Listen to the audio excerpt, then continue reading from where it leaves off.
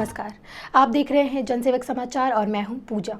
Corona महामारी का जिन क्षेत्रों पर गहरा प्रभाव पड़ा है उनमें शिक्षा जगत भी शामिल है। शिक्षा की दिशा और दशा तलाशती जनसेवक समाचार की यह पड़ताल आपके लिए काफ़ी कारगर साबित हो सकती है। हमारी टीम ने ग्राउंड लेवल पर जाकर ऑनलाइन एजुकेशन की बारीकियों को जाना है। प्रस्तुत है खास रिपोर्ट।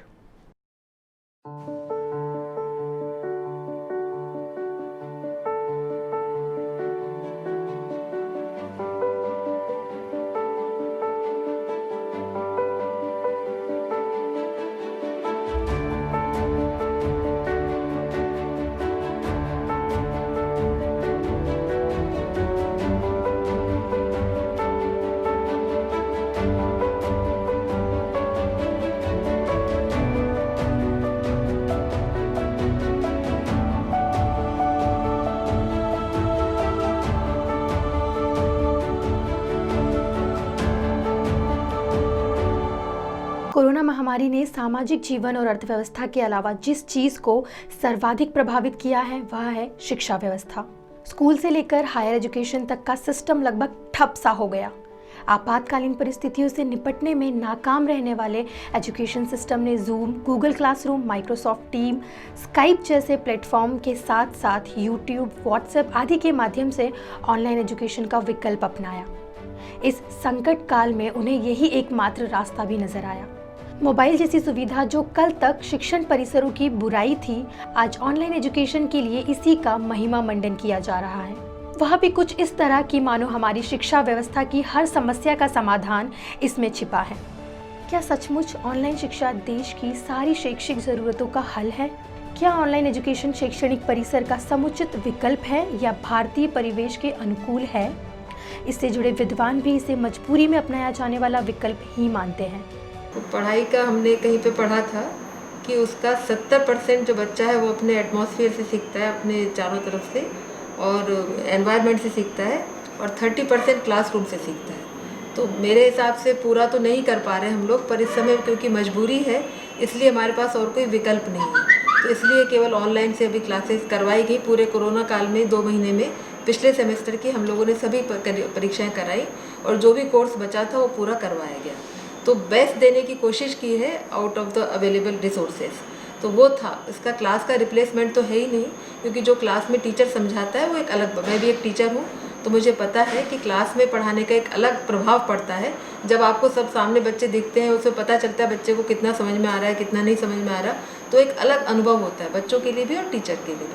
लेकिन इस समय क्योंकि कोरोना काल की वजह से मजबूरी है, बच्चों को फिजिकली नहीं बुला सकते, तो ये एक वाया मीडिया निकाला, एक नया विकल्प के तौर पर ऑनलाइन कक्षाएं कराई जा रही हैं।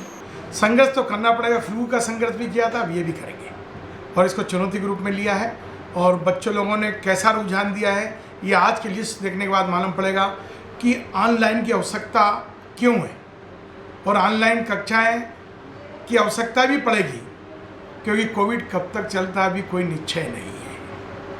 मेरी यही शुभकामना है।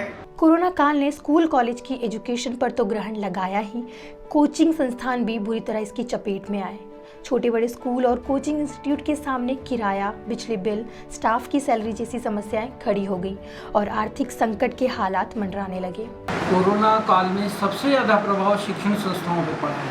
अन्य लोगों पर भी पड़ा है, लेकिन सबसे ज़्यादा प्रभाव शिक्षण संस्थाओं पर पड़ा है, क्योंकि शिक्षण संस्थाओं में फीसें नहीं आ रही, प्राइवेट संस्था हैं, सब फीस पे ही सब कुछ डिपेंड रहता है। टीचर्स की सैलरी से लेके बिजली के बिल से लेके टैक्स से लेके सभी चीज़ें रहती हैं।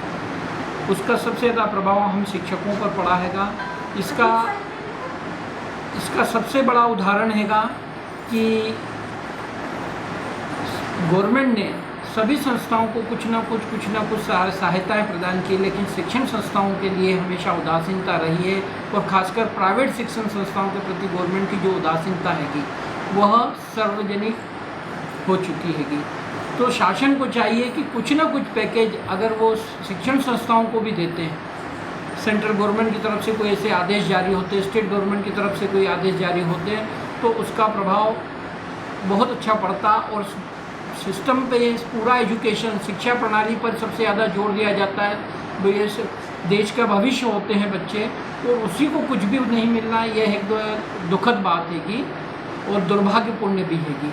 कोरोना के प्रकोप से कोई बच नहीं पाया। भारत में स्कूल जाने वाले करीब 26 करोड़ छात्र हैं। जाहिर है ऑनलाइन क्लासेस के जरिए शहरों में स्कूलों के नए एकेडमिक सेशन शुरू हो गए हैं, जबकि आर्थिक रूप से कमज़ोर और ग्रामीण इलाकों में रहने वाले छात्र इस मामले में कहीं पीछे छूट रहे हैं। ऑनलाइन क्लास में बच्चे अनुशासन से तो दूर ही हैं, लेकिन सोशल मीडिया पर लोग टीचर्स का भी मजाक बना रहे हैं।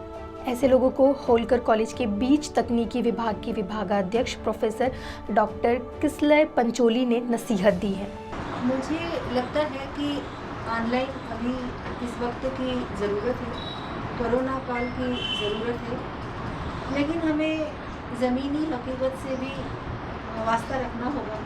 और ये आपने सही कहा कि सिर्फ टेक्नोलॉजी में ज़्यादातर ग्रामीण क्षेत्र के विद्यार्थी आते हैं और गाँवों में नेट की कनेक्टिविटी की समस्या अक्सर रहती है, तो ये तो एक लिमिटिंग फैक्टर बन ही जाता है। तो सबसे पहले हमें हमारे इंफ्रास्ट्रक्चर को, नेट कनेक्टिविटी को दुरुस्त करना चाहिए और तभी हम ग्रामीण क्षेत्र तक इस तरह की शिक्षा को सफलतापूर्वक पहुंचा सकेंगे। देखिए, अनुशासन का जहाँ तक सवाल है, ये बात सही है कि एक फोर्स्ड अनुशासन क्लासरूम टीचिंग में हम मेंटेन कर पाते हैं बाय डिफ़ॉल्ट, और ये चीज़ ऑनलाइन में नदारद है, ठीक है, पर यहाँ पर स्व अनुशासन का महत्व बढ़ गया। अगर आप ऑनलाइन में पढ़ रहे हैं तो विद्यार्थी के ऊपर स्व अनुशासन का महत्व बढ़ गया है। ऑनलाइन एजुकेशन के जरिए सभी स्टूडेंट्स को समान लाभ मिल रहा है या नहीं, यह चर्चा का विषय है। यह एक माध्यम है जिसके जरिए बच्चों की स्टडी करवाने की कोशिश की जा रही है, लेकिन इसमें कुछ चुनौतियां भी हैं। हर किसी के पास स्मार्टफोन और इंटरनेट कनेक्टिविटी नहीं है। मध्य प्रदेश में एक अनुमान के मुताबिक हर 5 में से 2 माता पिता के पास बच्चों की ऑनलाइन क्लासेस के सेटअप के लिए ज़रूरी सामान ही नहीं है।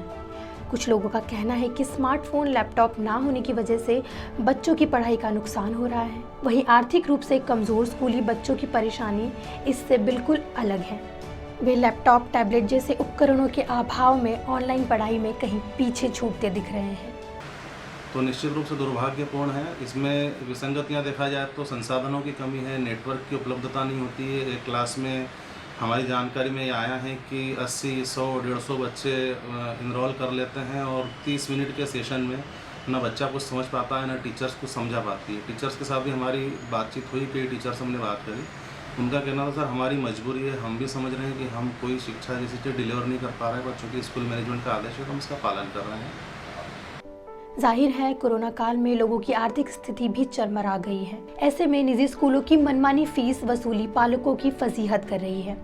शासन प्रशासन सिर्फ आश्वासन देकर अपना पल्ला झाड़ रहा है, लेकिन नतीजा सिफर ही है। शासन के कुछ नियम तो ऐसे हैं जिन्हें सुनकर सिर्फ हंसी आ सकती है। तो ये एक, अगर बात करें 8वीं तक के बच्चों के लिए, तो सिर्फ एक फ़ीस वसूली का जरिया बन के रह गया था ऑनलाइन क्लासेस, जिस पे पेरेंट के बहुत विरोध के बाद प्रशासन ने 5वीं तक की ऑनलाइन क्लासेस बैन भी कर दी थी।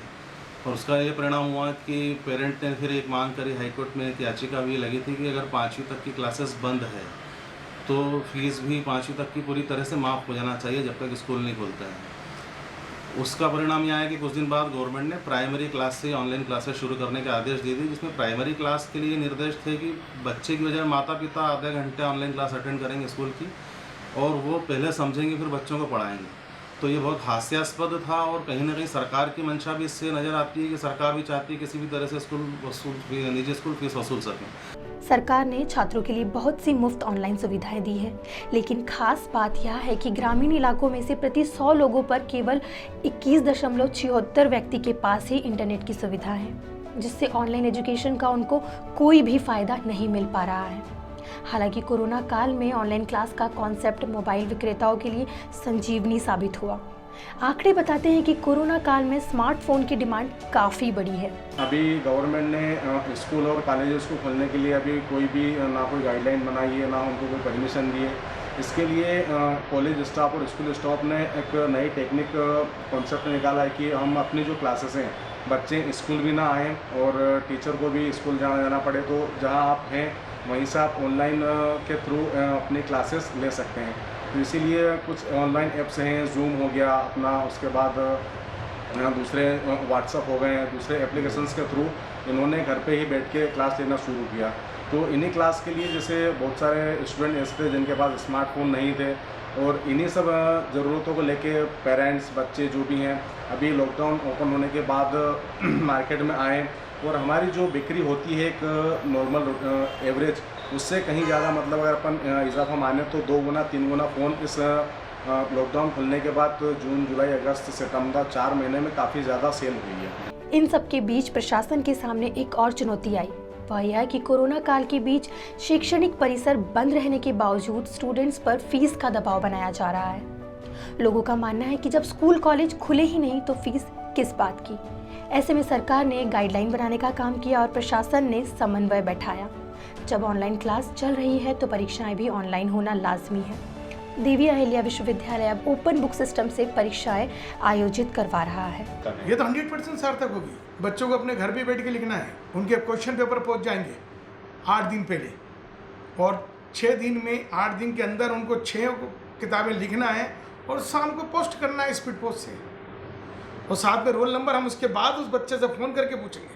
हमारे पास उनकी आईडी है कि आपकी कॉपी और पेपर दिए कि नहीं दिए, और इसमें हम लोग एटीकेटी वालों को दे रहे हैं, फेल होने वालों को भी चांस दे रहे हैं, सबको चांस दे रहे हैं, क्योंकि कोविड महामारी का छात्र फायदा उठा सकें और इस महामारी से जुड़ सकें और आगे अपना भविष्य निर्भर कर सकें। इसमें 2 तरह के विद्यार्थी रहते हैं, एक तो स्वाध्यायी और एक नियमित। तो स्वाध्यायी परीक्षार्थी जो है प्रथम वर्ष और द्वितीय वर्ष के, उनके लिए प्रोसेस ये है प्राइवेट विद्यार्थियों के लिए कि वो असाइनमेंट महाविद्यालय की साइट पर अपलोड करना पड़ेंगे। विद्यार्थी 3 तारीख को डाउनलोड करके 9 तारीख को अपने असाइनमेंट जमा करेंगे, और असाइनमेंट का वैल्यूएशन के आधार पर उनका रिजल्ट तैयार किया जाएगा। तृतीय वर्ष के जो छात्र हैं और स्नातकोत्तर चतुर्थ सेमेस्टर के जो छात्र हैं, उनकी परीक्षा होगी। प्रश्न पत्र विश्वविद्यालय द्वारा डाउनलोड किए जाएंगे, और विद्यार्थियों द्वारा जो डीएवीवी के छात्र हैं वो डीएवीवी का जो परिक्षेत्र है उस परिक्षेत्र में कहीं पर भी अपनी उत्तर पुस्तिका में जमा कर सकता है। अगर परिक्षेत्र के बाहर कोई विद्यार्थी है, जैसे मान लीजिए कोई सागर है, कोई रीवा है या शेडोल है, तो वहाँ के विद्यार्थी कॉपी डाक द्वारा संबंधित महाविद्यालय को प्रेषित करेंगे। कोरोना संकट ने बच्चों के लिए ऑनलाइन पढ़ाई का रास्ता ज़रूर खोल दिया है, लेकिन केवल इससे ही पढ़ने की राह आसान नहीं हो पाई है। सरकारी स्कूल के गरीब बच्चों के लिए ऑनलाइन पढ़ाई टेढ़ी खीर साबित हो रहा है। आज भी कई बच्चों के पास मोबाइल, लैपटॉप और कंप्यूटर जैसी सुविधाएं आसानी से उपलब्ध नहीं हैं।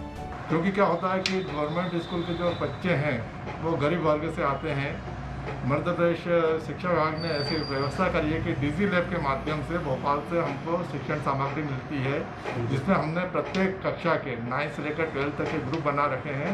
तो उस ग्रुप के अंदर हम सामग्री को भेजते हैं। इसके अलावा हमारे यहाँ के टीचर्स भी अपने वीडियो के द्वारा और अन्य जो है सामग्री भेजते हैं, और इसके माध्यम से हम उनके टेस्ट लेते हैं। प्रत्येक शनिवार को उसको चेक करते हैं, उन्होंने क्या गलतियां करी हैं ये बताते हैं। लेकिन यह इतना प्रभावशाली तो है, लेकिन बहुत ज़्यादा प्रभावशाली नहीं है। क्यों नहीं है? क्योंकि बहुत सारी समस्याओं का सामना पालकों को, बच्चों को करना पड़ता है। जैसे एक परिवार के अंदर एक के पास ही मोबाइल है, वो एंड्रॉयड मोबाइल नहीं है, तो वहाँ समस्या आती है। दूसरा है टीवी के माध्यम से भी मध्य प्रदेश शासन के द्वारा प्रसारण किया जा रहा है, लेकिन कई परिवारों के अंदर आज भी टीवी नहीं है। ठीक है। और इसके बाद में एंड्रॉयड फ़ोन है तो पूरे परिवार में एक के पास में है। वो जब उनके पिताजी के पास में जब वो शाम को आते हैं, फ्री होते हैं, जब बच्चे को देखने को मिलता है, फिर एक समस्या ये आती है कि वो जो है रिचार्ज करवाने के लिए उनके पास में पैसा नहीं रहता है। लेकिन इसके बावजूद भी, ये समस्या होने के बावजूद भी बच्चे इंटरेस्ट ले रहे हैं और अपनी तैयारी कर रहे हैं। ये तो थी कोरोना काल में ऑनलाइन एजुकेशन से जुड़ी ज़मीनी हकीकत। आपको डिजिटल चैनल जनसेवक समाचार की यह प्रस्तुति कैसी लगी, हमें अवश्य बताएं और अपनी राय और सुझाव भी ज़रूर भेजें।